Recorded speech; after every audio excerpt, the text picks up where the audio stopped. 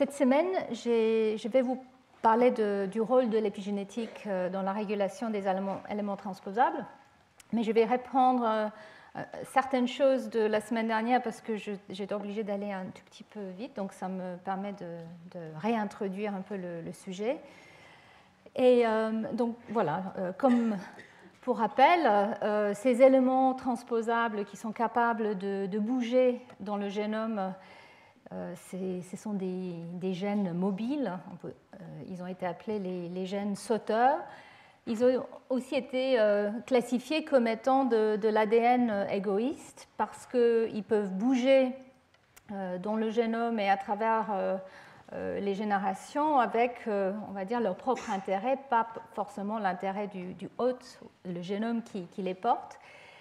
Et aussi, ils ont été utilisés pour expliquer tout cet ADN en excès que nous avons dans notre génome, cet ADN poubelle.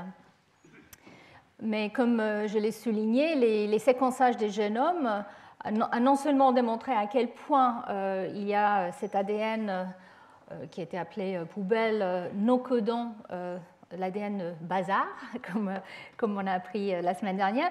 Finalement, cet ADN qui est mobile ou qui était mobile est capable d'apporter des outils pour l'évolution des génomes. Donc non seulement la taille des génomes, mais la structure des génomes et aussi la finesse de la régulation génique. Mais donc là, vous voyez les chiffres. En tout cas, dans le génome humain, on estime presque 5 millions d'éléments transposables présents, soit intacts, soit en fossiles, mais probablement c'est beaucoup plus parce que nous ne sommes pas forcément capables de détecter toutes les reliques, tous les anciens éléments transposables qui sont devenus mutés, remaniés avec le temps. Et il y a plusieurs façons de bouger dans le génome. Ici, c'est tout petit, je suis désolée, vous ne voyez pas à peine, mais c'est les deux types classiques d'éléments transposables qui ont été définis. Donc ici, c'est un transposant d'ADN qui, en fait, sort du génome via la protéine qu'il peut produire à la transposase et qui va bouger ailleurs, qui va s'insérer ailleurs. Et ici, c'est le type d'élément qu'on appelle rétrotransposant, qui en fait passe par un système de copie-coller qui passe via un intermédiaire d'ARN. Et donc le résultat de tout ça, c'est le mouvement. Pas forcément en un instant T, parce que effectivement le mouvement illégitime de tous ces éléments ferait qu'il y aura une létalité très précoce. Je vais revenir sur ce sujet plus tard. Donc ça peut être extrêmement dangereux pour un génome de permettre cette mobilité, mais néanmoins il y a une mobilité qui fait que cet ADN, ces éléments transposables, peuvent s'accumuler partout dans le génome. Et ici, je vous montre un karyotype humain qui est hybridé en vert avec une sonde qui détecte un type d'éléments, c'est les éléments qu'on appelle ALU chez l'humain, qui sont présents, comme vous voyez, un peu partout sous nos chromosomes, de manière extrêmement abondante. Et même si beaucoup d'éléments transposables et leurs hélices sont présents dans ce qu'on appelle l'hétérochromatine, la chromatine silencieuse sur laquelle je vais revenir, nous savons aussi que même dans les gènes, pas dans les parties codantes, pas dans les parties qui vont produire les protéines elles-mêmes, les exons, mais ailleurs dans le gène, dans l'intron et dans les parties non traduites, les gènes sont très très remplis d'éléments transposables et leurs reliques. Donc ici vous voyez le gène BRCA2 qui est connu comme étant extrêmement important pour le sauvegarde du génome et qui est aussi impliqué dans le cancer du sein. Et vous voyez ici les parties exoniques en noir. Ils sont là, il y a plusieurs exemples, mais ce qui frappe immédiatement, c'est toutes ces couleurs représentent en fait les éléments transposables ou leurs reliques. Et vous voyez que le gène est totalement envahi par ces séquences. Alors, est-ce que c'est effectivement simplement des parasites qui s'installent et qu'on arrive à gérer, ou est-ce qu'ils peuvent être utiles ? Alors oui, alors je m'avance. Donc ici, je voulais juste vous montrer un exemple, revenir sur ce que j'avais montré la semaine dernière, sur tout le travail de Barbara McClintock, où elle avait défini, grâce à la génétique et la cytogénétique, la présence de ces éléments transposables dans le maïs, chez le maïs. Et ici, vous voyez, en fait, ça c'est une image prise de Barbara McClintock du maïs, des chromosomes de maïs. Et en fait, son chromosome préféré était le chromosome 9, sous lequel se situaient plusieurs gènes impliqués dans la coloration des graines. Et c'est comme ça qu'elle a pu identifier ces éléments sauteurs qui perturbaient cette coloration. Et ici, je vous montre une image plus moderne du chromosome 9, où les chercheurs ont hybridé encore avec une sonde, un fragment d'ADN fluorescent ou plusieurs types d'ADN fluorescentes pour détecter les éléments répétés. Et vous voyez qu'il y en a partout, comme Mary Line l'avait prédit. Et d'ailleurs, maintenant qu'on a séquencé le génome du maïs, on sait que 85% de ces génomes est constitué des éléments transposables ou leurs fossiles. Et ici, je voulais quand même souligner qu'effectivement, les régions qui semblent un peu condensées, comme des petites boules de chromatine, en fait, sont très souvent enrichies dans ces éléments transposables. Et effectivement, dans des espèces où il y a beaucoup de transposants, on voit qu'ils sont présents dans ce qu'on appelle l'hétérochromatine, la chromatine condensée. Et donc ici, je vous montre une diapo que j'ai déjà montrée plusieurs fois dans mes cours les années précédentes, mais pour vous montrer effectivement que dans le noyau des eucaryotes, on voit une différence dans l'organisation de la chromatine. Il y a l'euchromatine qui est relativement ouverte et faiblement détectée, et puis l'hétérochromatine qui semble plus condensée et organisée, comme vous voyez ici. Et en fait, ici, je vous montre mon exemple préféré, qui est le chromosome X inactif chez les mammifères. Donc, en fait, c'est cette corpuscule de Barr qui est très condensée ou qui semble très condensée, qui est le X inactif. Et puis, il y a d'autres régions qui sont des régions de hétérochromatine constitutives. Et en fait, Barbara McClintock avait réalisé qu'effectivement, les changements dans la nature, la structure et l'organisation de l'hétérochromatine pouvaient altérer la manière que les changements d'expression génique se passaient. Donc, elle a fait ça en lien justement avec ces éléments transposables, mais elle a fait ensuite le parallèle même avec les gènes. Et elle a parlé de ces éléments contrôleurs que j'ai évoqués la semaine dernière pendant très longtemps. Donc ces éléments contrôleurs qui sont capables d'activer des gènes ou pas, c'est-à-dire qui peuvent être actifs ou inactifs. Donc grâce à cette réalisation qu'en fonction de l'état chromatinien dans lequel se trouve un gène, il peut être soit actif ou soit inactif. La même chose pour les éléments transposables. Il y a eu toute une réflexion de la part de Barbara McClintock et maintenant nous savons qu'effectivement l'hétérochromatine héberge finalement peu de gènes quand il s'agit de l'hétérochromatine constitutive que vous voyez ici. Dans le cas du chromosome X inactif, il héberge beaucoup de gènes, mais quand ils sont dans un état silencieux, on les voit dans cette organisation condensée. Et que c'est très important, effectivement, de varier cette condensation pour la capacité d'expression ou pas d'un gène ou d'un élément transposable. Et très souvent, maintenant, en tout cas chez les plantes, ça a été démontré de manière très, très précise, les éléments transposables qui ne sont pas actifs mais qui ont la capacité d'être activés se retrouvent justement cachés dans l'hétérochromatine. Ils sont présents, silencieux, et ils peuvent se réanimer à certains moments, soit au moment d'un stress ou même au cours du développement et ces fameux changements de phase dont a parlé Barbara McClintock.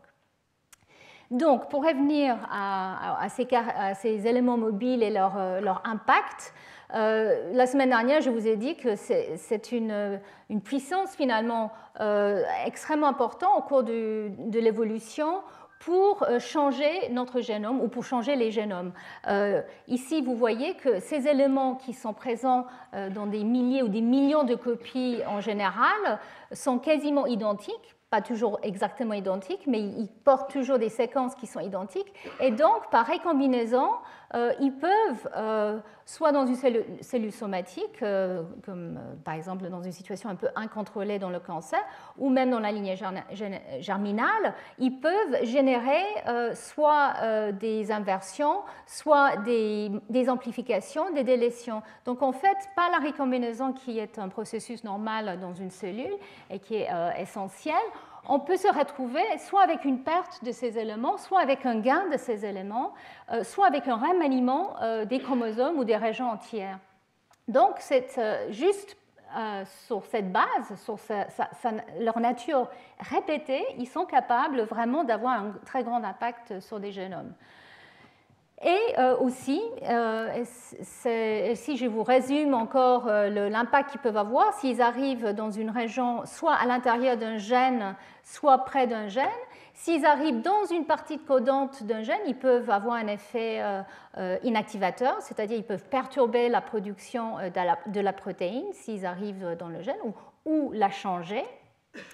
Ils peuvent générer des cas d'épissage alternatif, c'est-à-dire créer ce qu'on appelle un nouveau exon ou permettre l'utilisation des exons existants de manière différentielle.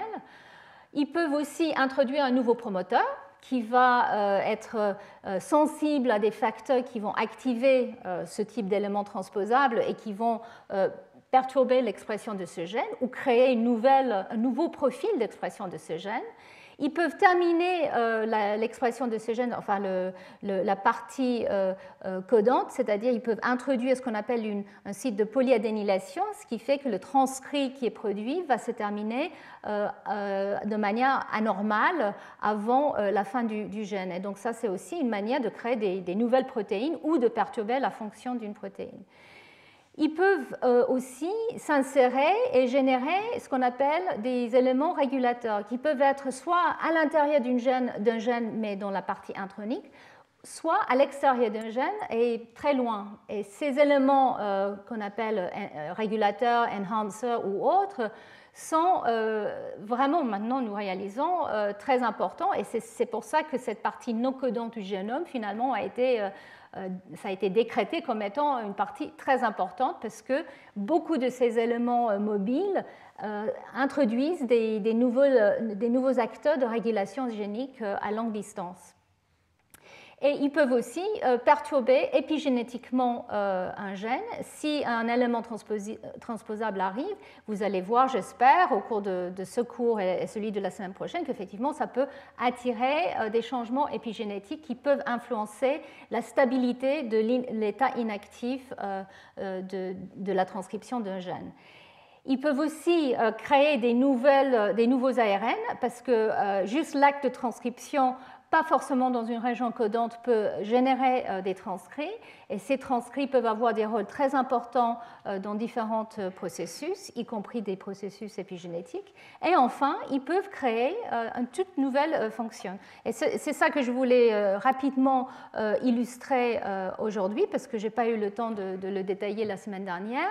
Donc, on sait par exemple qu'une protéine qui s'appelle la syncytine, qui est absolument essentielle pour le bon fonctionnement du placenta et en fait pour l'échange entre le fœtus et les tissus maternels, ce gène a été dérivé en fait d'un rétrovirus qui est devenu un endorétrovirus. Et en fait, c'est ce processus qu'on appelle exaptation, qui est une utilisation nouvelle d'une partie d'un transposant ou d'un rétrotransposant pour le hôte, et donc la création d'une nouvelle fonction via ce nouvel gène. Et en fait, on pense que la syncytine, qui était peut-être à la base de la mise en place de l'échange fœto-maternel, était dérivée d'un rétrovirus ou d'un endorétrovirus. Et ici, je vous montre en fait cette protéine qui peut-être à l'origine faisait partie de ce qu'on appelle l'enveloppe du virion, qui reconnaissait un récepteur et qui était utilisé en fait pour l'infection d'un rétrovirus dans son hôte. En fait, une partie de cette protéine a été utilisée justement pour créer une interaction entre deux cellules qui permet leur fusion. Et en fait, ces cellules, cette syncytine permet la fusion entre les cellules maternelles et fétales, qui permet l'échange de nutriments et d'informations qui sont absolument essentielles pour le fonctionnement du placenta. Et le knock-out, la délétion de ce gène chez la souris conduit à un dysfonctionnement absolu du placenta. Alors, l'histoire est beaucoup plus compliquée que ça, parce qu'on pense qu'en fait, à l'origine, il y avait un gène syncytine qui a apparu au cours de l'évolution, qui était peut-être responsable justement du passage des mammifères qui pondaient des œufs à des mammifères qui avaient des placentas. Et ensuite, dans différents types de mammifères, on voit que des nouveaux gènes de syncytine ont évolué, qui sont caractéristiques de chaque type de placentation chez des différents mammifères, comme par exemple les primates ou les rongeurs ou les lapins. Et à chaque fois, on pense que c'est une nouvelle étape d'exaptation, c'est-à-dire un nouveau gène M va être utilisé pour créer ces nouvelles protéines qui sont utilisées. Donc voilà, ça c'est un des exemples, je trouve, le plus élégant. Et c'est les travaux de Thierry Heidmann, qui est un chercheur français qui travaille ici à Paris. Et donc l'autre système qui est beaucoup plus classique, qui est peut-être plus connu, c'est que notre système immunitaire adaptif dépend en fait d'une fonction qui est dérivée d'un transposant. Donc les gènes qui sont absolument critiques pour activer la recombinaison qui est essentielle pour créer la diversité d'anticorps que nous produisons dans notre système immunitaire adaptif, l'origine était un transposant qui était, et donc ces protéines qui sont en fait capables de gérer cette recombinaison entre les différentes locus entre les différentes parties du locus VDJ pour l'adaptation des nouveaux types d'anticorps, a évolué environ 500 millions d'années. Donc ça c'est un autre exemple où les transposants ont été exploités par le hôte pour leur propre utilisation. Et donc l'autre aspect est l'exaptation des séquences régulatrices ou des éléments qui sont apportés par ces éléments transposables. Et donc en fait ces éléments transposables portent donc quand ils sont autonomes les gènes capables de permettre leur excision ou leur réplication et leur réinsertion ailleurs. Et ils ont donc aussi des promoteurs et des éléments régulateurs pour leur expression. Et justement, c'est ces éléments régulateurs qui, souvent, jouent un rôle dans la régulation des gènes à côté quand ils s'insèrent quelque part dans le génome. Et donc ici, je vous montre, ça vient du New York Times, cet article qui suggère qu'effectivement, à partir de ce qu'on appelait le junk DNA qui était entre les gènes et qui était la majorité du génome, on a en fait tout un tas de régulateurs qui sont les véritables éléments contrôleurs que McClintock avait prédit et qui sont responsables de l'expression au cours du développement et dans des tissus différents et qui sont aussi des éléments qui sont utilisés et ensuite désusés, c'est-à-dire c'est quelque chose qui est en évolution constante. Il y a ces séquences d'ADN qui vont fixer les protéines, les facteurs de transcription, de répression, et qui sont exploités pour certaines choses, qui sont sélectionnées au cours de l'évolution, et puis qui peuvent ensuite être perdus et non fonctionnels. Donc en fait, ces éléments sont absolument critiques pour l'expansion du répertoire de l'expression génique et la régulation fine au cours du développement d'un organisme. Et je vais revenir sur ça la semaine prochaine, beaucoup plus en détail, parce que nous avons maintenant compris comment les facteurs qui s'associent évoluent avec ces éléments. Donc aussi, la semaine dernière, je vous avais parlé de... Donc ça, c'est plus au cours de l'évolution. Maintenant, je vous parle de l'aujourd'hui. Et effectivement, l'insertion de ces éléments transposables peut soit perturber l'expression ou la fonction d'un gène. Et donc ici, c'est les deux exemples que j'ai mentionnés la semaine dernière. Donc ici, il s'agit d'un changement génétique de la séquence de l'ADN qui fait cet profil très, très beau, mais en fait assez délétère pour les animaux, le merle qu'on trouve chez les chiens. donc les vignes, j'en ai parlé la semaine dernière, et aussi ces insertions d'éléments transposables peuvent générer un changement de la séquence, mais qui est modifiable épigénétiquement. Et donc ici, vous voyez que ces deux tomates ont le même génome, le même gène avec son élément transposable au côté, mais c'est l'état de méthylation qui fait que le gène est exprimé ou pas. Et pareil pour la souris agoutie que j'ai longuement détaillée. Donc voilà, un résumé de ces éléments qui peuvent s'insérer, apporter donc ici les éléments transposables en rouge, hein, soit entiers, soit avec un fragment, qui peuvent apporter des sites pour liaison de facteurs de transcription, qui peuvent générer des ARN qui peuvent avoir un rôle soit en cis, soit en trans, qui peuvent attirer les modifications épigénétiques.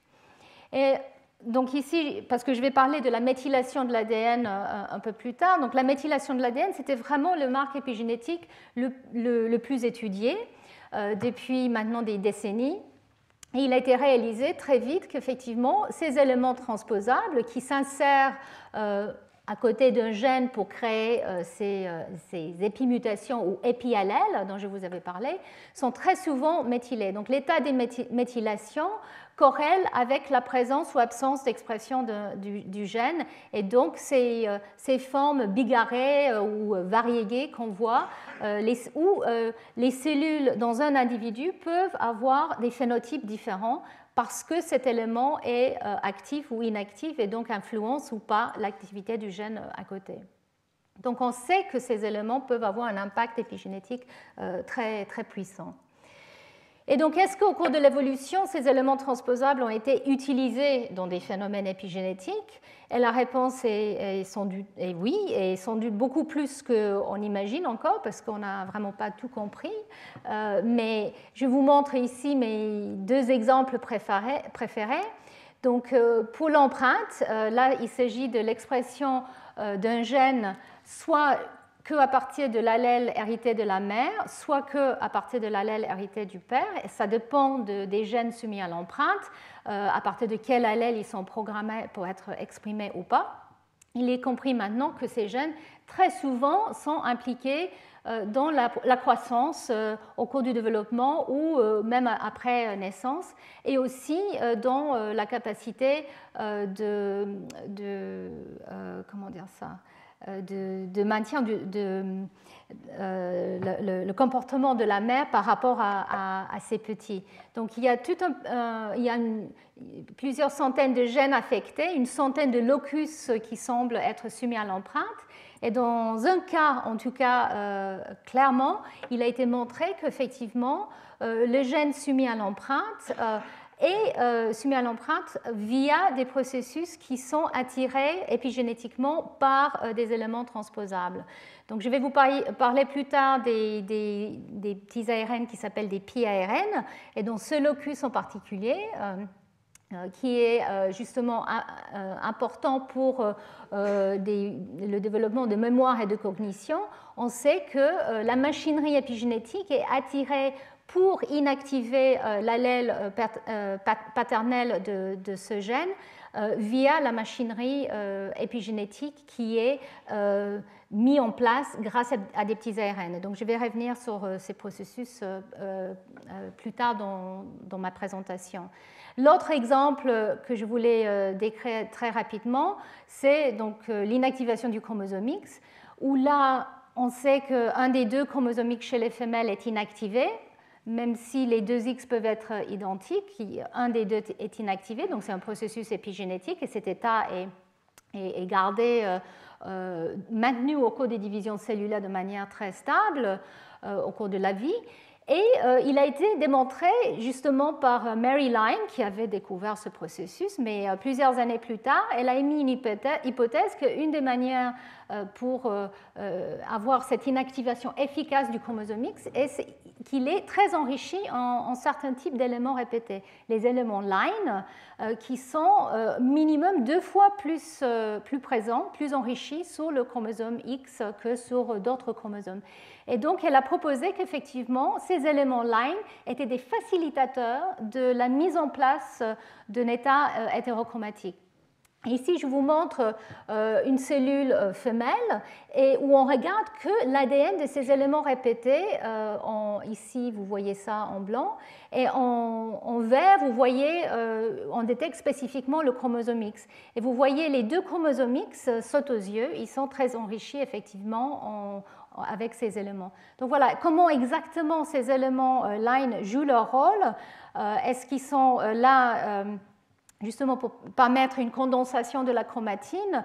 Est-ce qu'ils ont d'autres rôles? Donc ça, c'est tout un projet en élaboration pour comprendre le vrai rôle de ces éléments. Mais en tout cas, il semblerait que ces séquences répétées auraient pu être exaptées, si on veut utiliser le mot même à ce niveau-là, pour ces fonctions épigénétiques.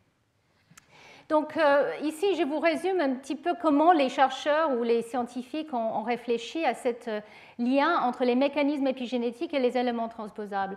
Donc comme vous allez voir, et je l'ai déjà mentionné, les processus épigénétiques semblent être très importants pour l'inactivation des éléments transposables. Ces éléments transposables peuvent aussi attirer les facteurs épigénétiques. Et il a été évoqué même qu'ils ont peut-être évolué pour justement que l'hôte ou un génome envahi par un élément transposable ou par un virus puisse se défendre. Il reconnaît qu'il y a des éléments étrangers ou en nombre trop important, et donc c'est un mécanisme qui a été mis en place pour justement empêcher cette expansion qui peut être, ou infection qui peut être délétère. Mais de l'autre côté, il a été aussi proposé que peut-être c'est parce qu'il y a des mécanismes épigénétiques que ces éléments transposables peuvent en fait rester dans le hôte. Justement, ils sont mis en silence, mais ils ne sont pas mutés, pas forcément mutés, ils sont juste mis en silence. Donc ça veut dire qu'ils peuvent rester, comme je l'ai dit tout à l'heure, ils peuvent se cacher dans l'hétérochromatine par exemple et se réveiller de temps en temps pour aller envahir ou s'amplifier. Donc c'est peut-être parce qu'il y avait déjà une certaine machinerie épigénétique que ces éléments transposables ont pu justement continuer à exister dans les génomes.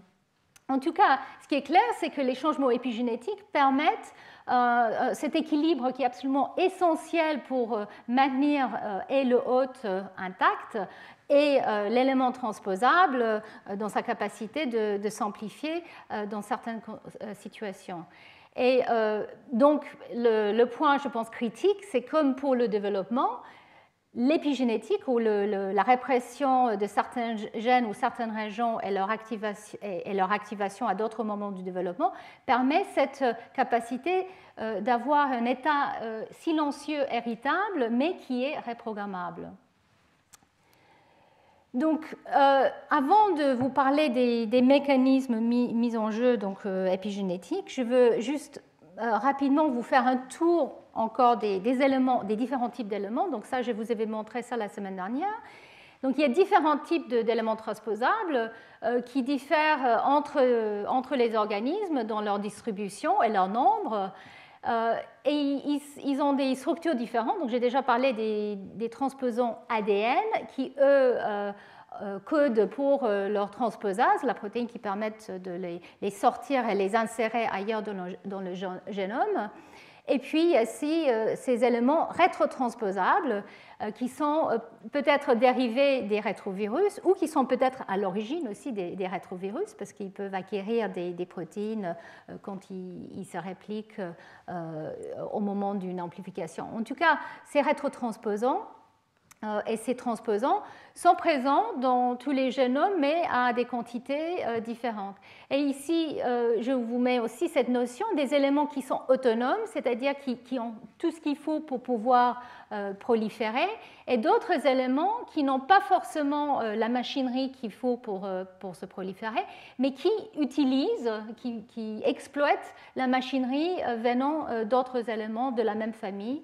Donc, il y a ces deux types autonomes et non autonomes dans tous les génomes dans lesquels les éléments transposables ont été détectés. Et donc, voilà, les deux classes, j'ai déjà mentionné les deux classes. Le classe 1 qui est copie-coller, donc là, c'est plutôt les rétrotransposants qui passent par cette étape ARN. Donc, en fait, ils sont exprimés. Cet ARN qui code pour les protéines qui sont importantes pour leur application. En fait, cet ARN est exporté dans le cytoplasme et en fait s'associe avec ces protéines. Et une des protéines qui est produite est une reverse transcriptase qui est capable en fait de créer une copie ADN de cet ARN. Et ensuite, cet bagage entre ces protéines et cet ARN qui devient un CDN est intégré ailleurs dans le génome. Et les classes 2, qui sont les transposants ADN, qui eux sont coupés-collés dans le génome grâce à l'activité de la transposase.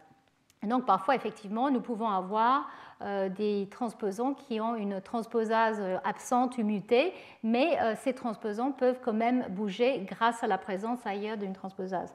Donc ça, c'était un petit peu ce que je disais pour les travaux de McClintock avec différents types d'éléments où elle avait des transposases intactes et puis beaucoup d'éléments qui pouvaient quand même bouger, mais qui n'étaient pas forcément complètement intacts.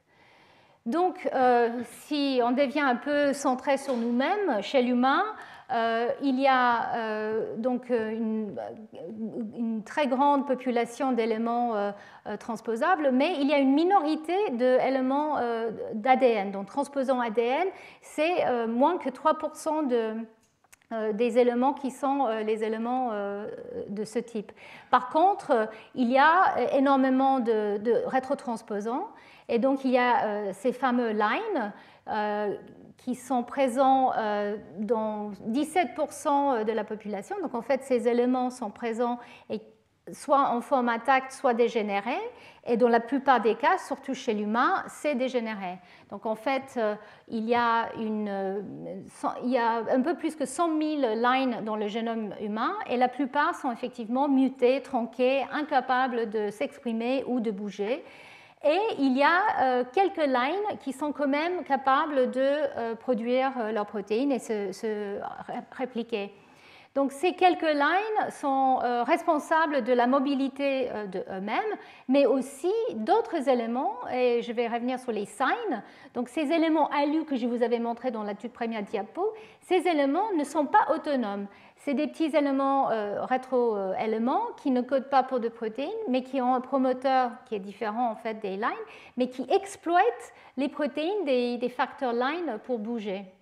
Donc les ALU en fait utilisent les machineries des éléments line qui sont intacts pour bouger. Et eux, ils sont extrêmement abondants dans le génome. Il y a plus qu'un million de copies de ces éléments.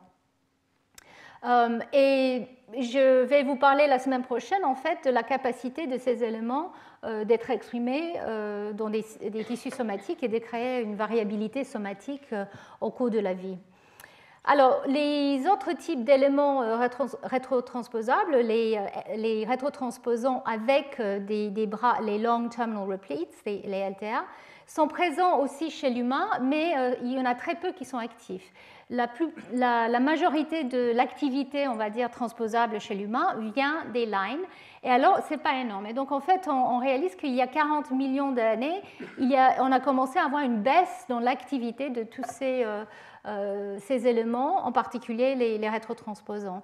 Donc, en fait, l'humain est peut-être en phase un peu plus calme d'activité transposable, rétrotransposable, contrairement aux rongeurs et la souris en particulier, où là, les souris ont beaucoup plus d'éléments des rétrotransposants qui sont actifs, et les lines et les ERV. Donc en fait, ces rétrotransposants sont présents dans 40% du génome chez la souris, Donc 20% c'est des lines, il y a les signes et les LTR.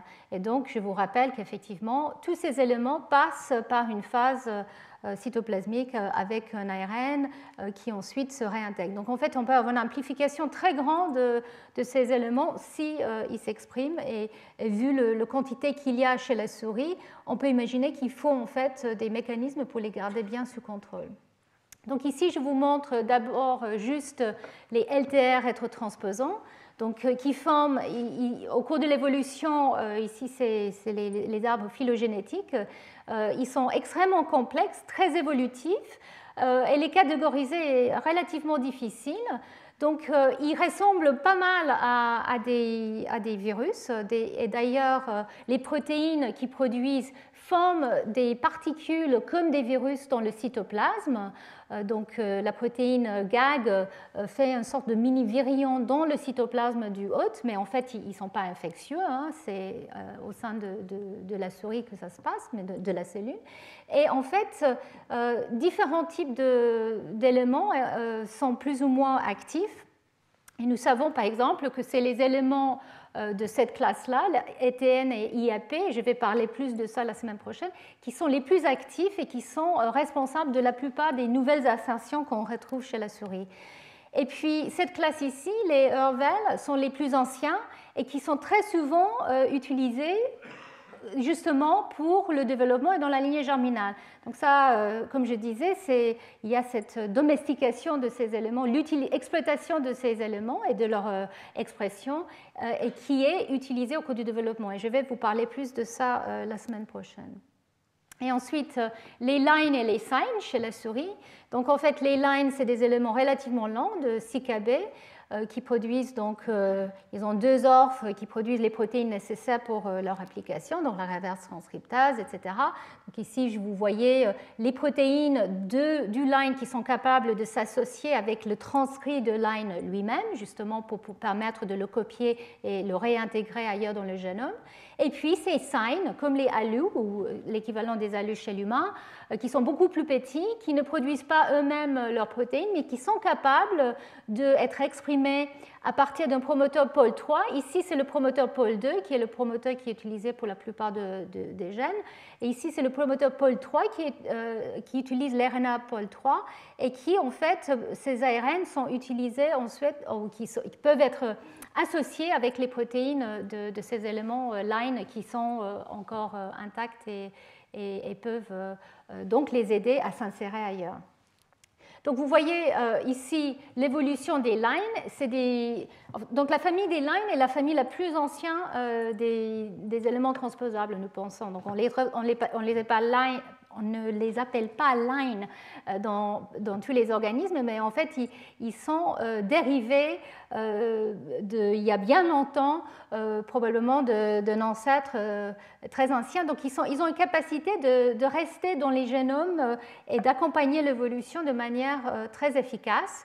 Et chez la souris, nous savons qu'il y a en fait donc beaucoup dans le génome qui sont intacts, donc environ 20 000 qui sont intacts, mais parmi ceux-là, ils ne sont pas tous capables de s'exprimer ou de produire les protéines. Donc il n'y a que 3 000 copies qui sont encore capables d'être actifs. Bon, c'est beaucoup plus que chez l'humain, où on pense qu'il n'y a qu'une dizaine qui restent, qui sont actifs. Chez la souris, il y en a beaucoup plus, mais c'est quand même que 3 000. Et c'est les éléments les plus récents qui sont encore actifs, donc différents types d'éléments, les éléments de type A et d'autres, je ne vais pas rentrer dans les détails, mais en tout cas ces éléments qui ont apparu donc avec des changements au niveau de la région 5', là où justement est situé le promoteur.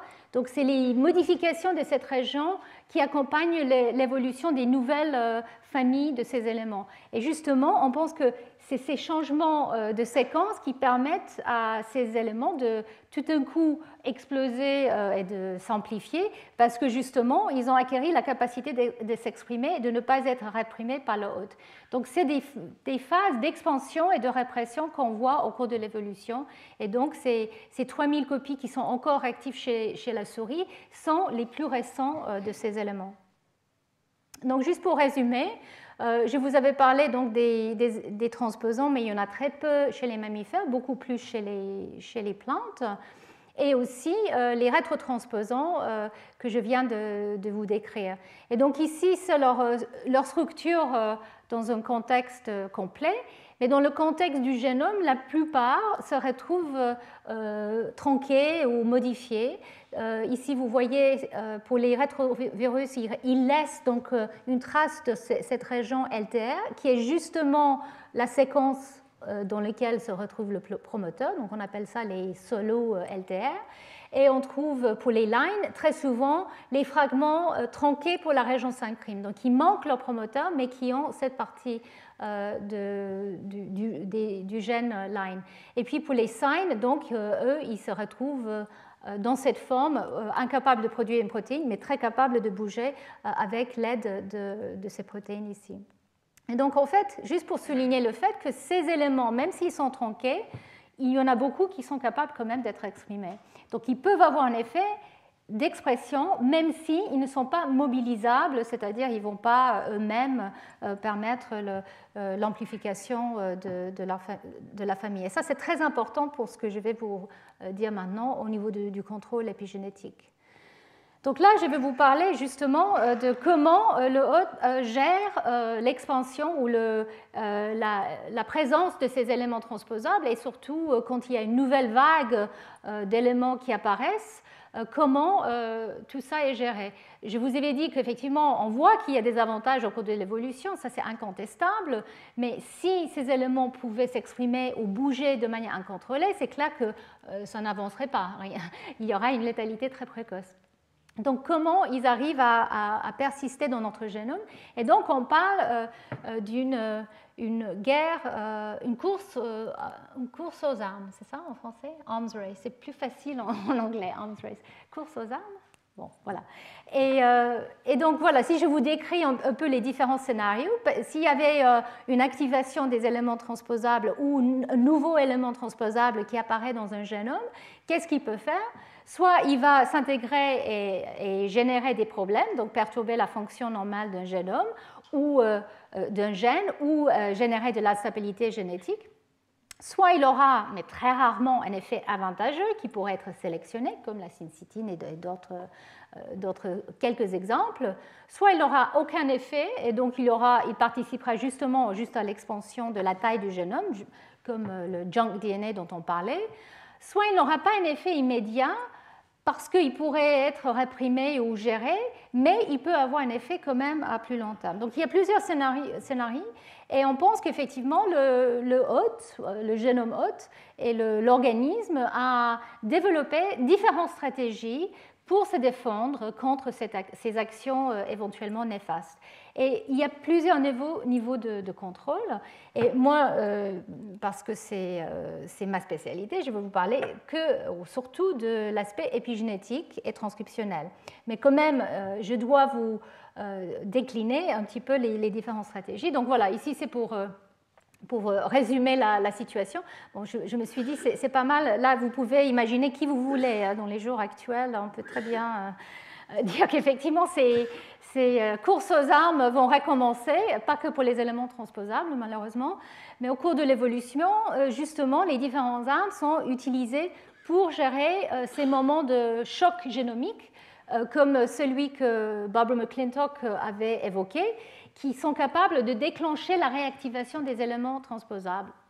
Et donc, en fait, quand il y a ce type d'apparence de nouveaux éléments transposables, ça force l'utilisation des nouvelles stratégies de répression et ainsi de suite. Et donc, la semaine prochaine, comme je vais vous parler des éléments, les crab zinc finger proteins, qui sont là justement pour réprimer l'expression de certains éléments transposables, on pense que ces protéines, justement, évoluent très vite pour accompagner ces changements au niveau des éléments transposables. Mais c'est la même chose pour les mécanismes épigénétiques et les autres mécanismes qui sont importants pour contrôler l'activité de ces éléments. Donc, je vous montre juste l'exemple des lines ici. Donc, les lines et leur cycle de vie, si on veut dire. Donc, ça, c'est le noyau, ça, c'est le cytoplasme d'une cellule. Et en fait, comme je l'ai mentionné, les lines, quand ils sont activés transcriptionnellement, l'ARN sort du noyau il doit être traduit justement pour produire les protéines qui l'accompagnent dans sa capacité de se répliquer et réintégrer.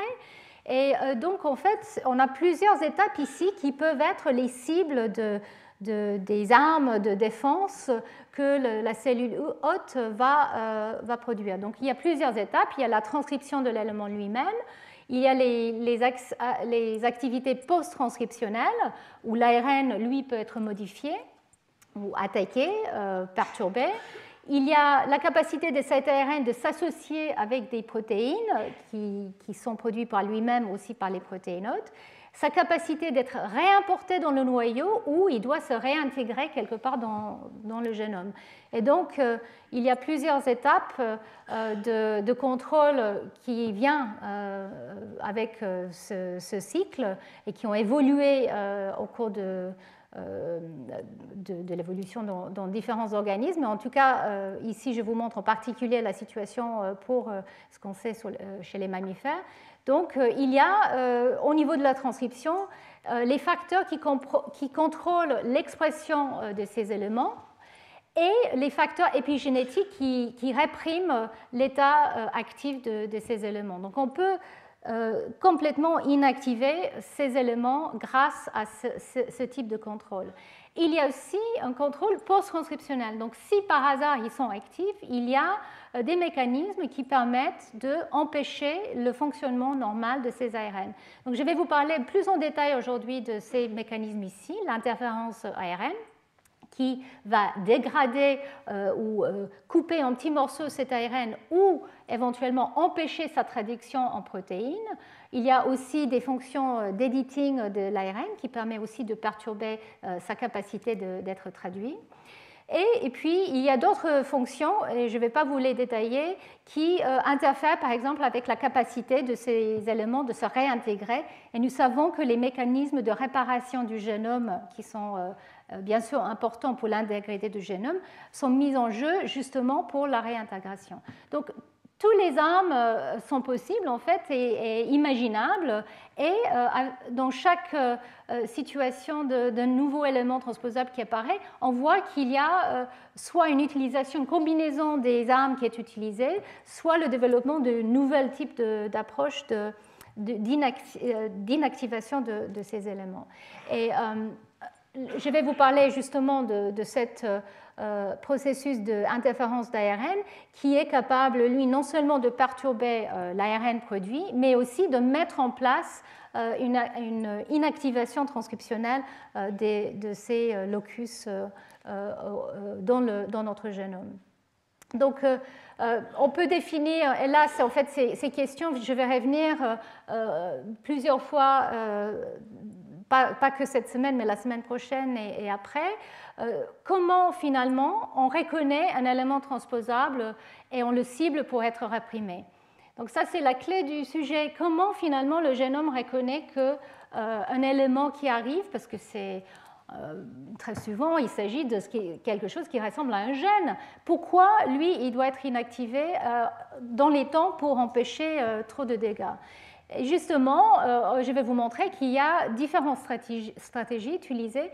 Donc l'ARN, la nature et la structure de l'ARN qui est produit par ces éléments est important, et aussi l'ADN qui est présent dans ces éléments. Donc en fait, il y a des mécanismes de ciblage qui exploitent la séquence de l'ADN et de l'ARN. Et comment, une fois qu'on réprime ces éléments, on arrive à le maintenir? Parce qu'effectivement, il ne s'agit pas juste d'une répression transitoire, d'où l'importance des mécanismes épigénétiques. Il faut garder ces éléments en silence aussi longtemps possible ou aussi, de manière aussi stable possible. Et donc là, les mécanismes épigénétiques, vous allez voir, reviennent encore et encore dans la manière que ces transposants sont régulés. Et puis, est-ce qu'il est réversé? Donc, comme je l'ai dit, ces éléments doivent quand même être actifs à certains moments pour expliquer leur amplification dans les génomes. Et donc, on sait maintenant qu'effectivement, dans la lignée germinale, et même au cours du développement et dans les cellules somatiques, on peut avoir une réexpression soit illégitime, soit transitoire de ces éléments.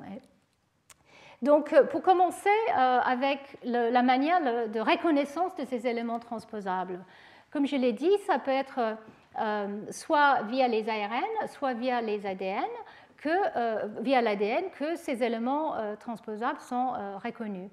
Donc, le processus d'interférence de l'ARN, qui a été découvert il n'y a pas si longtemps que ça, est maintenant reconnu comme étant un mécanisme universel en fait, de régulation non seulement de l'activité des gènes ou de l'expression des gènes, mais du contrôle des éléments transposables. Et donc, on pense que voilà un processus qui sans doute a évolué justement comme système de défense. Donc, les petits ARN qui sont produits à partir d'un ARN plus lent sont capables d'aller diriger une machinerie vers un ARN messager, par exemple, pour justement le dégrader ou l'empêcher dans sa traduction. Donc ça, c'est les mécanismes qui ont été donc découverts et pour lesquels le prix Nobel a été attribué en 2006 à Craig Mello et Andy Fire, qui travaillaient surtout chez le nématode C. elegans.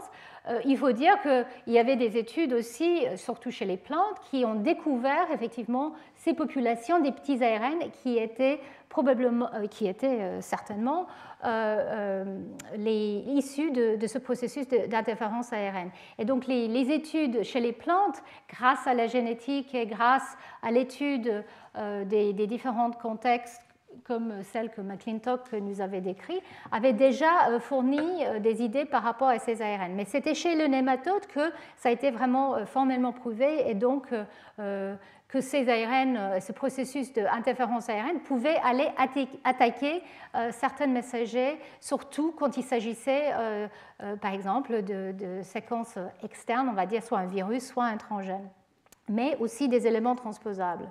Et c'est là où le côté épigénétique est arrivé un peu plus tard. En fait, il y a eu la réalisation que ces petits ARN étaient capables non seulement d'aller attaquer le messager, mais aussi d'aller modifier la chromatine.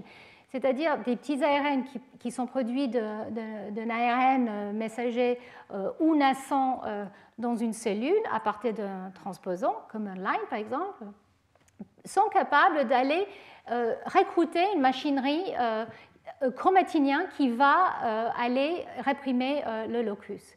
Donc en fait, comme je l'ai dit, on pense que ça c'est peut-être la stratégie la plus ancienne et la plus conservée et qui est élaborée encore et encore pour se combattre contre les éléments transposables.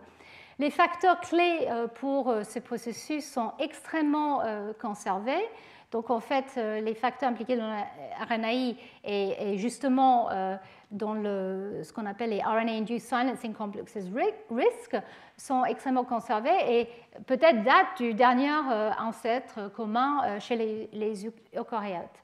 Donc on peut voir qu'effectivement, ils ont été dans certains organismes multipliés maintes fois justement pour être utilisés dans différents contextes pour se battre contre les éléments transposables ou pour être utilisés pour la régulation génique normale dans un organisme.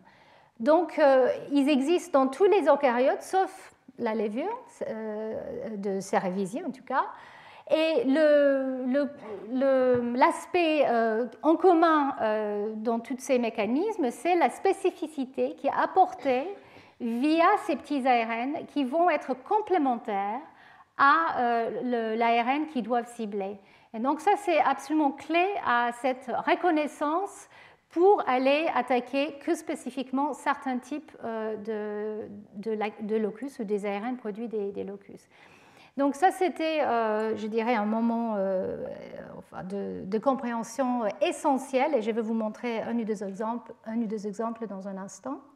Je voulais quand même faire le parallèle avec le système CRISPR-Cas9. En général, maintenant, je pense que tout le monde a entendu parler de ce système, on le voit dans les alphons, on le voit partout. Donc, c'est chez les bactéries le système, on va dire, d'immunité qui permet justement d'empêcher l'introduction d'ADN de phages. Et donc, c'est un système très ancien chez les bactéries qui, lui, est basé sur le garde des morceaux de cet ADN envahissant un moment qui ensuite va produire un ARN et qui va guider un enzyme qui va cliver l'ADN et qui va donc pouvoir aller attaquer l'ADN du locus.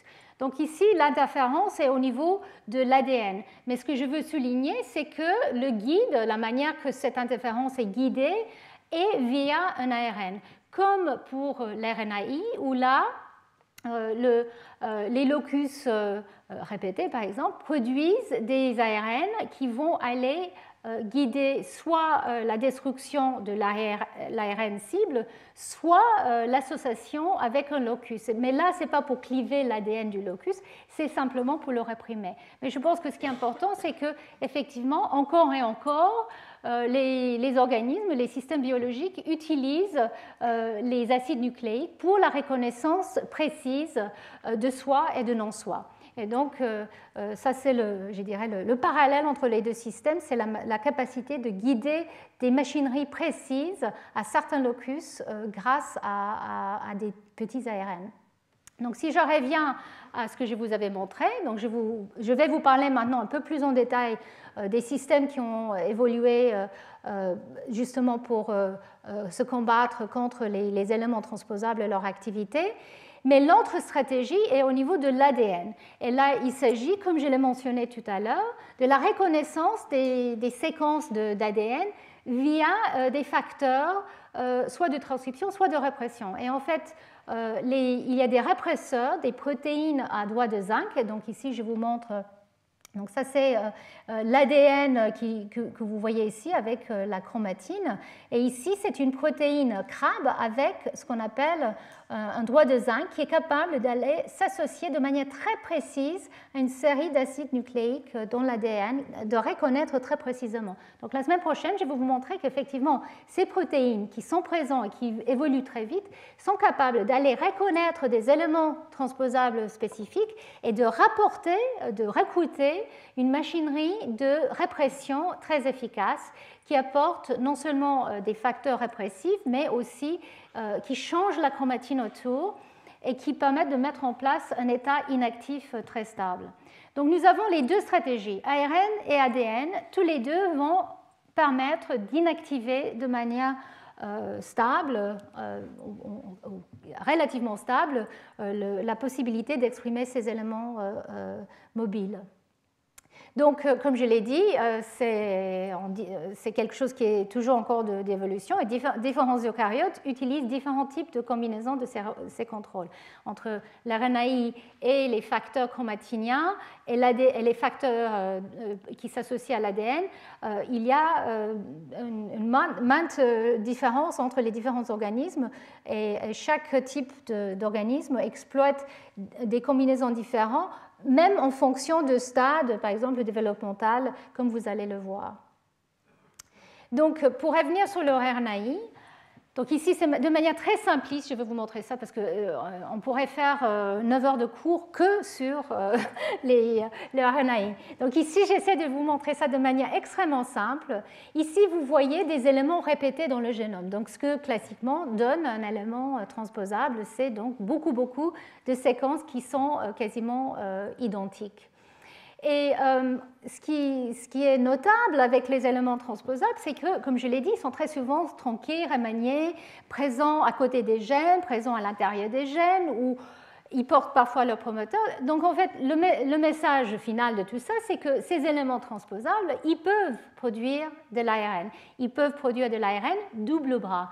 Donc, en fait, c'est ça la nature un peu différente qui est produit par ces éléments transposables, c'est la capacité de produire des ARN qui sont aberrants ou double bras, alors que la plupart de nos ARN messagers sont bien sûr simple bras. Donc là, on produit des ARN double bras, soit parce qu'effectivement, il y a des éléments qui ont des promoteurs qui vont dans les deux directions. En fait, les Lyme, par exemple, ils ont un promoteur bidirectionnel, nous le savons, soit parce qu'effectivement, il y a un élément répété quelque part qui produit un ARN et un autre qui produit exactement son complément ailleurs. Donc, on peut avoir avoir des ARN trans, double bras, soit parce que l'élément, en fait, il s'est dupliqué et donc il produit ce qu'on appelle une boucle tige, un hairpin.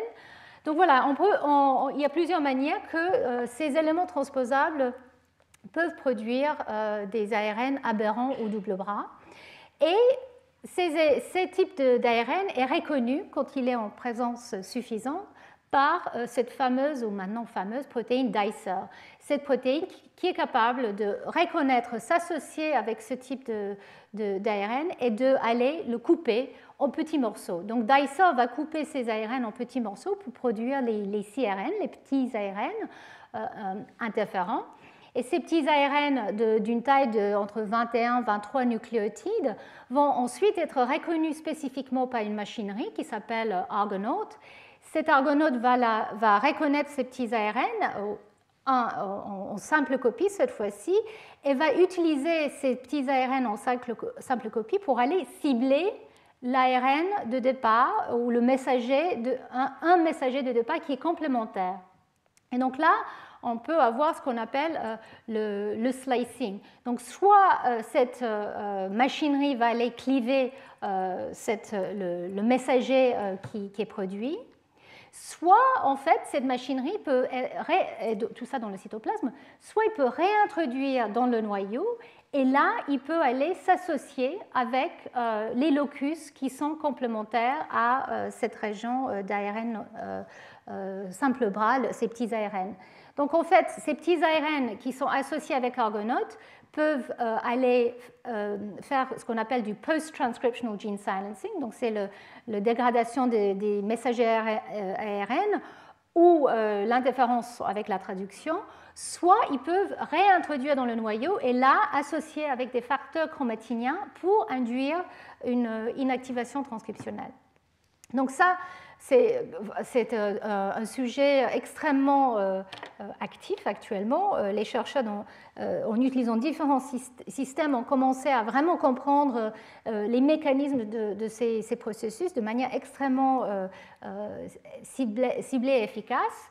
Ici, juste pour vous montrer que, par exemple, chez l'humain, et chez la souris et chez la drosophile, il y a différents nombres de protéines argonautes. Et donc, justement, on pense qu'effectivement, en fonction des besoins, les différents agos ont évolué, soit pour gérer des processus normaux du hôte, de développement ou autre pour les micro-ARN, soit pour gérer justement ce système de défense des transposants, des virus, donc les CARN, soit aussi, et ça c'est un autre système qui a évolué dans certains organismes, avec ces systèmes de piRNA qu'on retrouve en particulier dans la lignée germinale et dont je vais vous parler.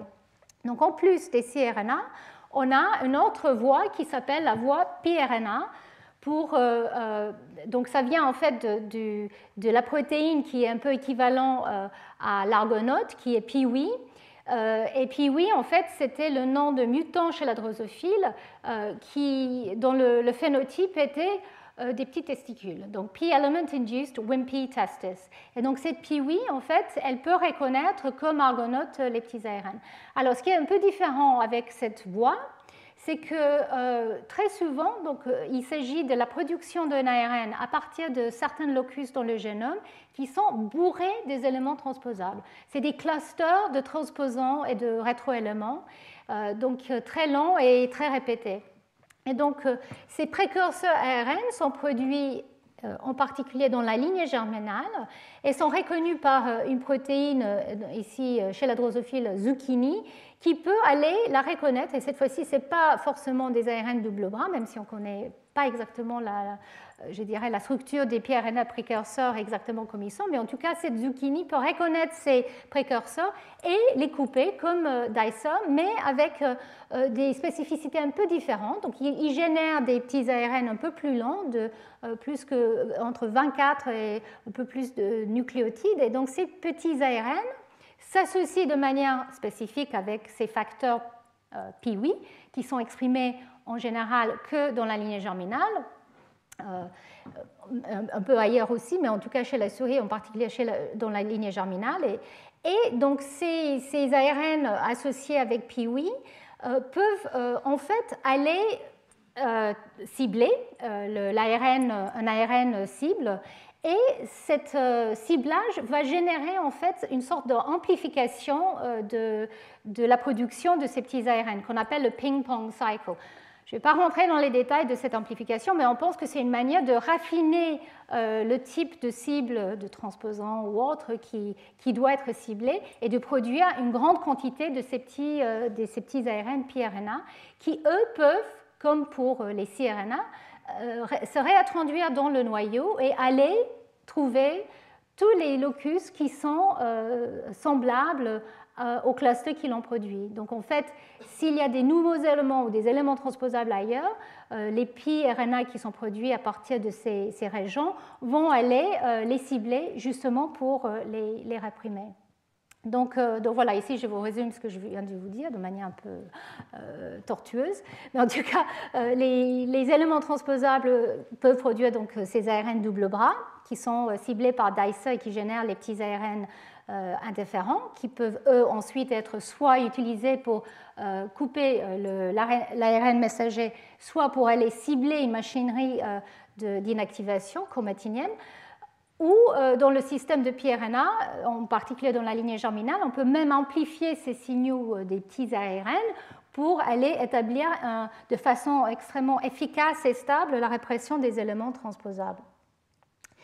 Et donc voilà, là c'est pour vous dire que si vous n'avez rien compris, c'est pas grave, parce que en fait les deux grands experts, ou deux des grands experts dans le domaine, seront là très bientôt. Donc Greg Hannon, qui est un des pionniers dans la compréhension de ces cycles de piRNA, le cycle ping-pong comme il a nommé, et de Peewee chez la drosophile et chez la souris, vient faire un séminaire à Curie le 24 février. Et Rob Martinson, qui lui est un des pionniers dans la compréhension des petits ARN interférents et leur relation avec le silencing chez les plantes et aussi chez Saccharomyces bombay, vient faire un séminaire le 8 mars après mon cours, mon dernier cours. Mais je vais quand même revenir sur le vivant pour vous montrer un peu comment toute cette machinerie est mise en œuvre. Et la semaine dernière, j'ai mentionné qu'après les études de McClintock chez le maïs et la découverte des éléments mobiles, chez la drosophile, les éléments transposables ont aussi été découverts. Et donc, en fait, c'était des observations sur un processus qu'on appelle hybrid dysgenesis ou dysgenèse hybride, je pense dysgénésie hybride en français.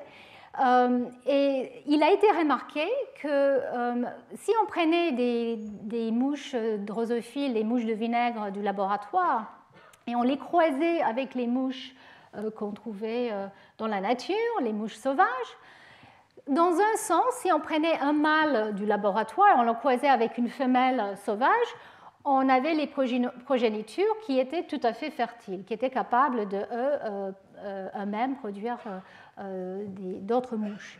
Par contre, si on prenait un mâle sauvage et on le croisait avec une femelle du laboratoire, là, la progéniture était stérile.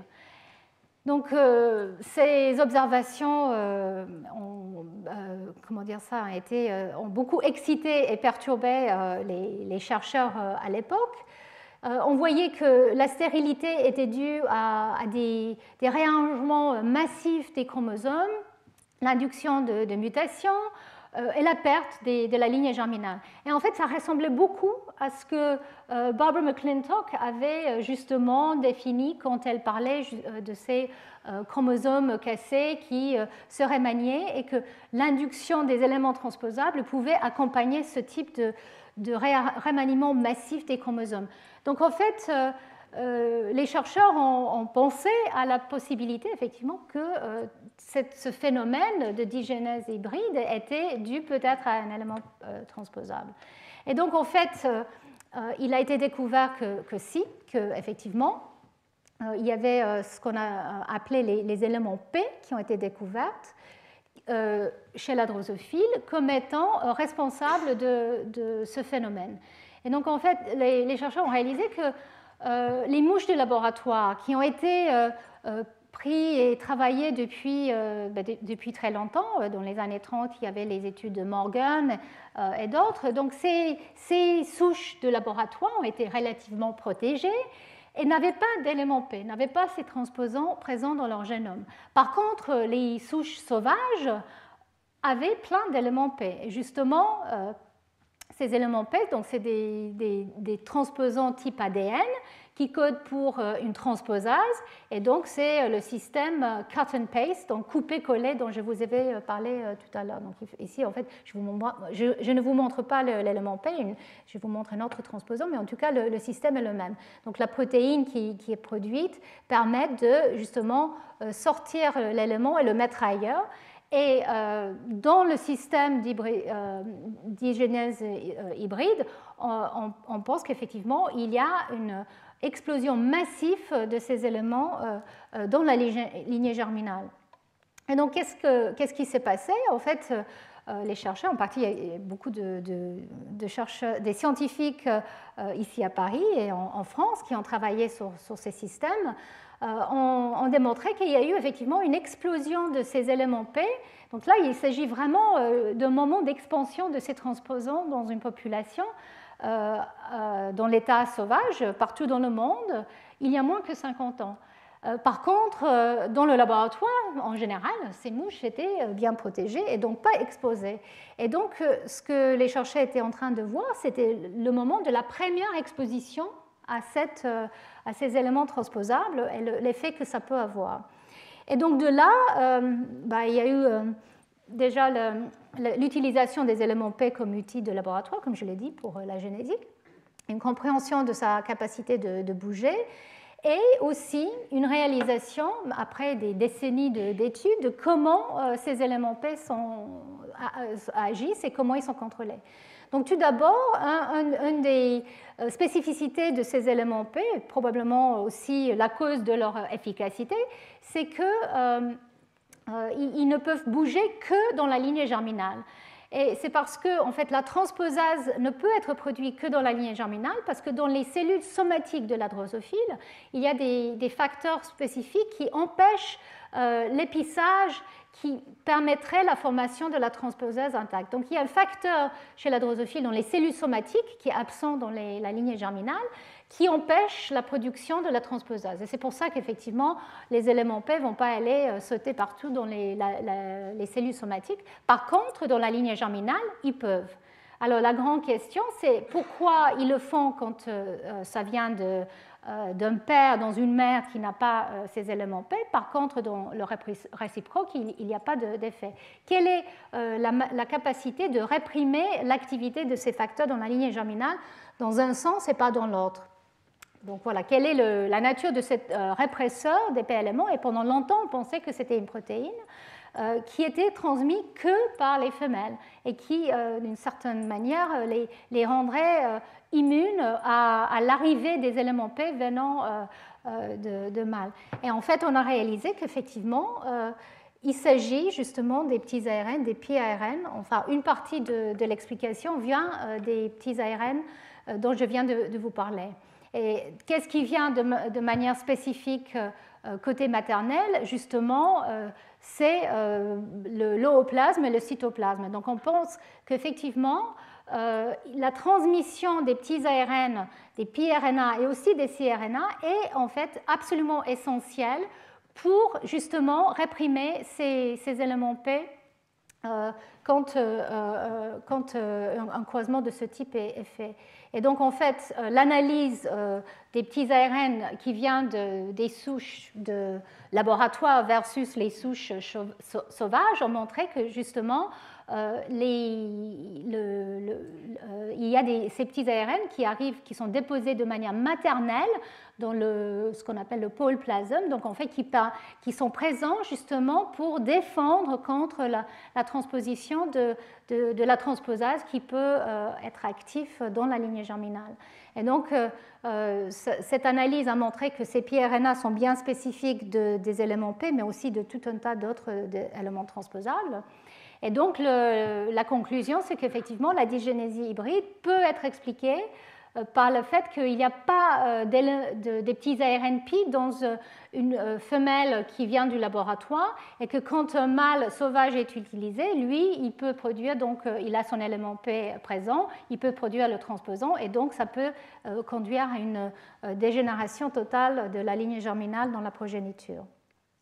L'autre point qui a été plus récemment étudié, c'est que ces petits ARN maternels sont même capables d'aller, on va dire, déclencher ou réveiller d'autres locus dans le génome. Donc c'est un processus qu'on appelle paramutation. Je ne vais pas vous en parler aujourd'hui, mais ça c'est les études qui ont été faites ici à Paris par l'équipe de Stéphane Ranseret. Et donc en fait qu'effectivement, il peut avoir des effets transgénérationnels et aussi entrants, c'est-à-dire une fois qu'on a déclenché ce processus, il peut être déclenché sans avoir le locus qui était à la base du déclenchement.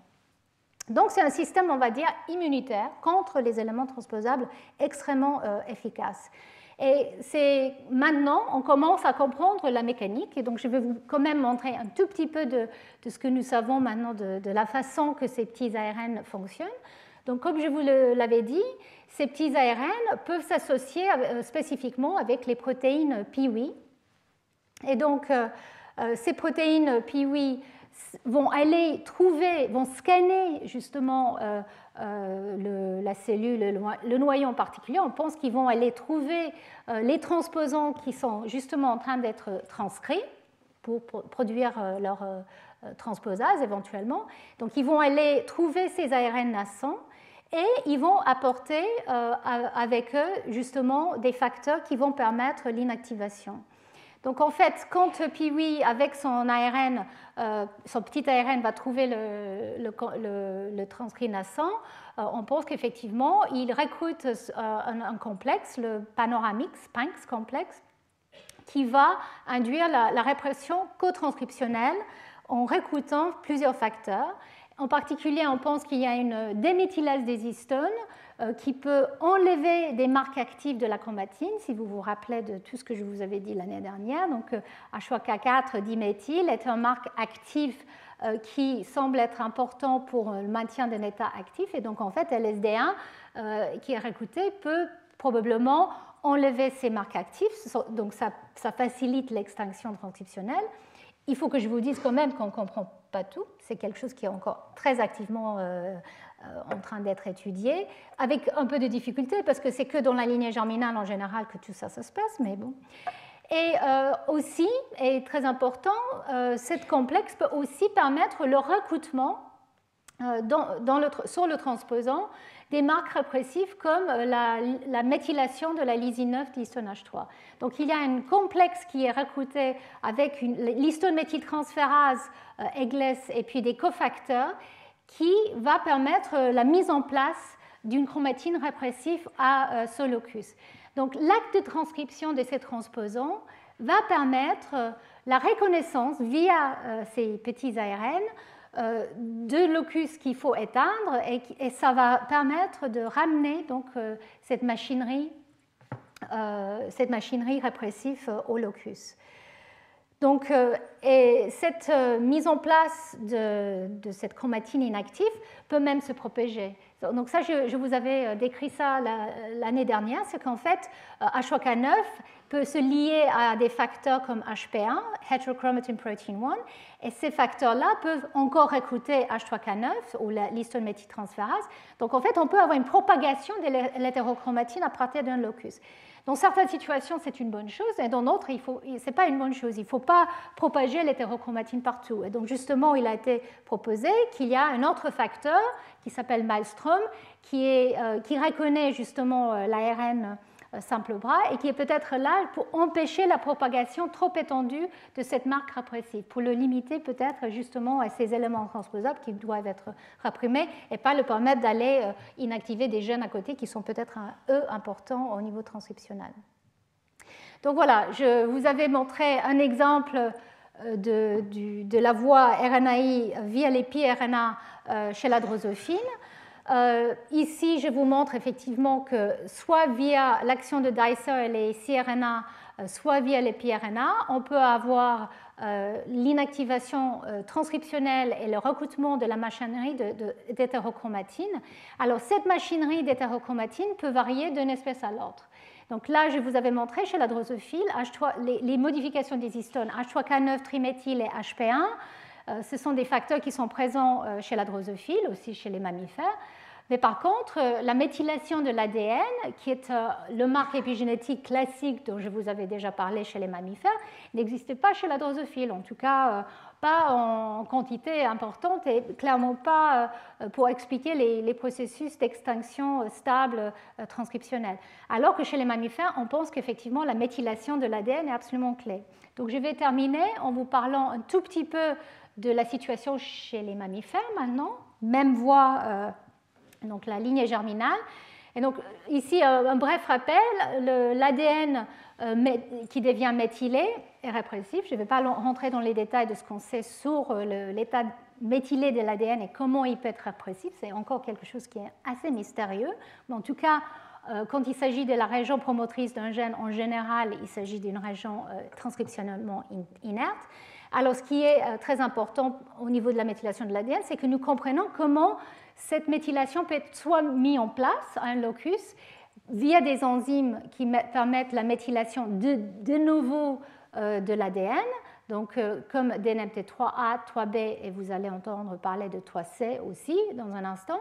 Donc on peut mettre en place la méthylation en le recrutant de différentes manières à une séquence donnée. Et ensuite, une fois qu'il est mis en place, il peut être répliqué via l'enzyme de maintenance qui est DNMT1. Donc l'ADN, au cours de sa réplication, devient hémiméthylé, ça j'ai déjà décrit ça en détail, et quand il est hémiméthylé, il peut être reconnu pour être reméthylé par DNMT1. Et dans certains cas, il peut être même déméthylé. Donc, qu'est-ce qu'on sait au niveau de la méthylation de l'ADN et l'activité des transposants? Nous savons que la méthylation est absolument essentielle pour la répression stable des transposants. Donc, dans un mutant de souris où la protéine DNMT1, qui est la protéine de maintien de la méthylation, l'enzyme qui va reméthyler l'ADN hémiméthylé, quand on délète ce gène et on n'a plus cette méthyltransférase, on a une létalité assez précoce. Comme vous voyez ici, les embryons à 9 jours et demi semblent bien perturbés. Et quand on regarde qu'est-ce qui se passe au niveau de leur méthylation, ici c'est l'ADN génomique qui est coupé avec un enzyme qui est sensible ou pas à la méthylation.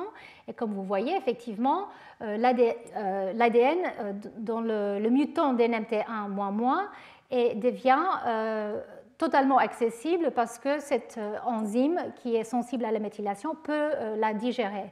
Ici, dans le sauvage, on voit que l'ADN n'est quasiment pas digéré.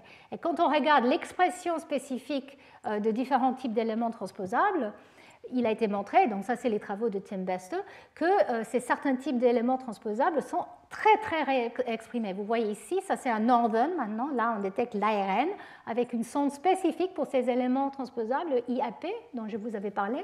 Et ces éléments sont extrêmement agressifs et normalement totalement silencieux, mais dans un mutant de DNMT1, on voit une réexpression massive de ces éléments.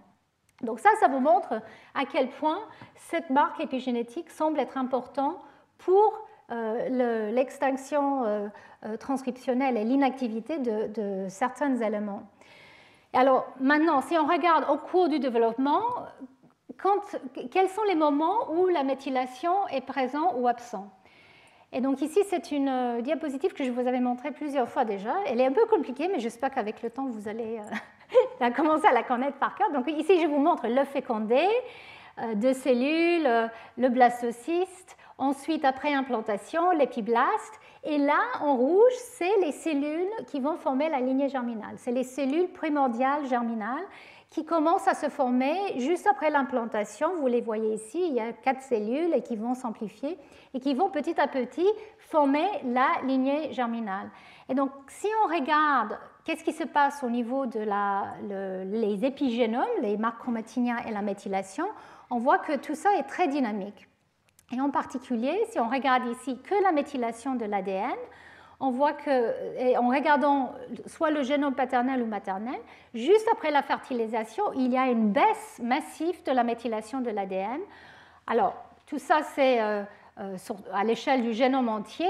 Maintenant, les chercheurs commencent à savoir de manière beaucoup plus précise quelles séquences sont vraiment déméthylées à tel ou tel stade. Mais en tout cas, globalement, il y a une déméthylation du génome quand on arrive à ce stade-là, qui est le stade blastocyste. Ensuite, il y a une reméthylation qui a lieu, et ensuite, c'est dans la lignée germinale où on déméthyle encore le génome, justement parce qu'il faut reprogrammer, il faut effacer, on va dire, la mémoire de tout ce qui s'est passé avant pour justement mettre en place la lignée germinale et pour pouvoir produire des gamètes et un nouvel individu. Donc, ce que je veux souligner ici, c'est qu'il y a donc 2 phases critiques où le niveau de méthylation tombe dramatiquement. Et comme je vous avais montré il y a une diapo, on sait que la méthylation semble être importante pour garder la silence des éléments transposables. Donc, comment tout ça est géré? Quand la méthylation de l'ADN et d'autres marqueurs chromatiniens sont effacés pour être remis en place correctement, comme vous le savez, chez l'humain ou chez les mammifères, on pense que ces marques épigénétiques sont totalement effacées ou presque totalement effacées à chaque génération. Donc, comment les éléments transposables qui sont présents arrivent à résister à cette déméthylation? Il y a quelques éléments qui résistent, je vais en parler la semaine prochaine, mais en tout cas, globalement, tout le monde est déméthylé à ces stades-là. Donc, je vais vous parler de cette étape-là la semaine prochaine, mais là, je vais terminer en vous racontant un tout petit peu ce qui se passe dans la lignée germinale quand il y a justement cette déméthylation et comment les piRNA et la méthylation travaillent ensemble justement pour remettre en place la répression de ces éléments transposables. Donc oui, ça je voulais quand même le souligner. Il y a des moments critiques chez le hôte, si on veut l'appeler comme ça, pour protéger contre l'activation transcriptionnelle des éléments transposables, donc dans la lignée germinale et au cours de l'embryogenèse précoce, avant que la lignée germinale soit mise en place. Il faut essayer de protéger le génome, l'intégrité du génome à ces stades-là. Et vu qu'il faut quand même reprogrammer le génome, comment on fait pour le protéger, mais en même temps réactiver potentiellement tous ces éléments? Donc, si on regarde, et là je vais vous parler que côté mâle au cours de la spermatogenèse, donc la lignée germinale qui est mise en place, comme je l'ai dit, juste après l'implantation, au cours des quelques jours après, là dans les cellules primordiales germinales, on a cette phase de déméthylation dont j'ai parlé, et si on regarde l'activité des éléments line, et les protéines qu'elles produisent, donc elles sont capables de bouger probablement, parce que les protéines sont même produites, on voit qu'il y a un pic justement, juste au moment où la méthylation baisse. Donc clairement, ces éléments sont réactivés et sont capables éventuellement de bouger à ce stade-là. Il y a un deuxième pic qui arrive un peu plus tard. Donc ici, c'est justement les phases de la spermatogenèse qui sont absolument critiques juste avant que la méiose va se mettre en place où effectivement on va produire les gamètes. Donc comment ça se passe? Et les chercheurs qui ont commencé à regarder les protéines PIWI chez la souris ont montré qu'effectivement ces protéines, il y en a différentes, MILI, MIWI et MIWI2, sont exprimées très spécifiquement dans la lignée germinale. Et les piRNA sont aussi présents justement à ces stades-là. Donc tout semble coller avec la mise en place d'un système un peu comme ce que je décris tout à l'heure pour la drosophile, avec justement l'implication aussi peut-être de la méthylation de l'ADN qui est mise en place. Et donc là, je vais vous citer 2 études qui viennent justement de ma collaboratrice Deborah Bourkis à l'Institut Curie. Donc elle a montré en 2008 justement que la délétion de la dénaméthyltransférase 3L, qui est un cofacteur absolument critique pour les de novo méthyltransférases 3A et 3B que je vous avais montré, quand on fait une mutation dans cette protéine, on voit un arrêt massif de la spermatogenèse. Et quand elle avait regardé justement l'activation des éléments transposables, elle a vu qu'effectivement, les éléments IAP et les lines étaient massivement réactivés dans le mutant. Donc ici, vous voyez un coupe justement des testis où on voit une réactivation massive au niveau de ces éléments et pas du tout ou très peu d'expression dans le sauvage. Et quand elle a regardé les chromosomes justement juste avant le collapse total de la spermatogénèse, elle a vu qu'effectivement les chromosomes ne sont pas appareillés correctement, donc il semble avoir on va dire une perturbation massive de l'organisation ou la mise en place de l'appareillement de la méiose. Donc, elle a montré que c'était effectivement critique d'avoir la méthylation, l'activité méthyltransférase pour contrôler ces éléments dans la lignée germinale mâle chez la souris. Et plus récemment, elle a montré, Joanne Barrow, dans son laboratoire, un postdoc dans son laboratoire, a découvert une nouvelle de novo méthyltransférase qui n'exprimait que dans la lignée germinale très spécifiquement. Et cette de novo méthyltransférase, DNMT3C, montre un phénotype très semblable. Donc là, pareil, on a une réactivation des éléments transposables, une désorganisation des cellules au cours de la spermatogénèse, de la méiose, des chromosomes, pardon, et donc un arrêt de la spermatogénèse à un stade assez similaire. Et justement, ici vous voyez le testis d'une souris sauvage et le testis d'une souris knockout. Et comme vous voyez, c'est tout petit. Ça nous rappelle un peu le phénotype dont je vous avais parlé pour les peewee, donc les wimpy testes. Donc justement, dans les deux cas, ces knockouts conduisent à ce même phénotype dans la lignée germinale mâle, de manière très spécifique. Et si on regarde de manière plus précise comment ça s'est mis en place et on compare avec ce qui est connu pour les protéines MIWI, d'autres laboratoires ont fait les knockouts des protéines PIWI chez la souris et ont montré que justement quand on perturbe cette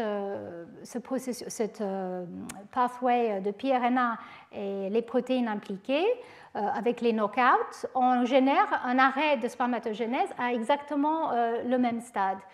Le phénotype est quasiment pareil, peut-être un peu moins grave que pour les knockouts des DNMT-transférases, mais en tout cas, même stade, et avec des phénotypes semblables de réactivation justement des éléments transposables. Donc, l'inactivation des novométhyltransférases, DNMT3C, 3L et des facteurs impliqués dans le pathway de PIWI conduisent à une hypométhylation des éléments transposables et une réactivation des rétrotransposants, un arrêt en méiose et un arrêt de la spermatogénèse, et donc une azospermie, c'est-à-dire une absence de sperme dans ces individus et une stérilité totale. Donc voilà, juste pour vous remontrer ce que je vous avais montré tout à l'heure, dans les trois cas, les mutants conduisent à ce même type de phénotype dans le testis. Et donc ici, c'est pour vous montrer qu'effectivement, dans le cas de ces deux knockouts, et de NMT3C en particulier, on voit que les lines, ici c'est une coupe de testis, on voit effectivement que la protéine line est réexprimée de manière massive dans le testis. Et quand on regarde aussi au niveau des mutants PIWI, enfin MILI, et les mutants DNMT3C, on voit que pour les lines, ici je vous montre un locus line, le niveau de méthylation des locus line baisse dramatiquement dans les mutants, dans les deux cas, contrairement aux sauvages ici. Donc en fait, on a une déméthylation des éléments line, y compris au niveau des éléments répétés qui sont responsables du locus soumis à l'empreinte que je vous avais montré tout à l'heure, donc qui est bien, lui, ciblé par la méthylation d'ADN et par la voie PIWI. Donc en fait, on voit qu'effectivement, ces facteurs de méthylation et la voie PIWI ciblent très spécifiquement, il semble, des éléments répétés, et surtout les éléments répétés les plus jeunes, actifs et agressifs, justement ceux qui sont capables d'aller bouger dans le génome. Donc ici, je vais terminer en vous montrant qu'effectivement, ces différents méthyltransférases, DNMT3A, B et C, la dernière qui a été découverte tout récemment, sont impliquées dans la gestion des éléments transposables dans la lignée germinale.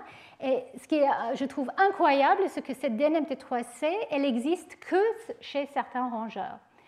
Donc pourquoi une nouvelle de novo méthyltransférase, en fait, qui a apparu par duplication de l'ADN MT3B, pourquoi elle est apparue chez ces rongeurs?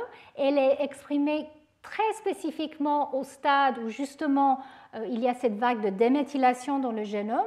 Et donc, une des hypothèses qui a été proposée, c'est effectivement que cette de novo méthyltransférase a évolué justement pour gérer certaines familles d'éléments transposables les plus jeunes.